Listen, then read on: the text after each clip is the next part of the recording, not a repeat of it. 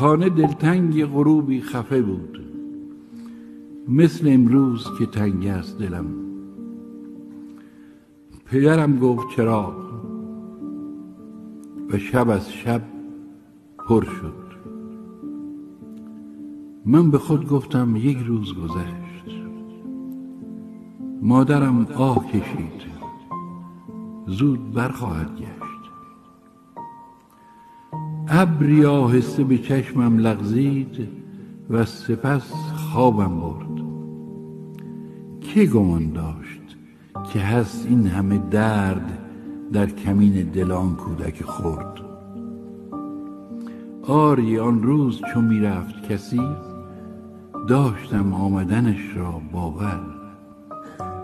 من نمی دانستم معنی هرگز را، تو چرا باز نگشتی دیگر؟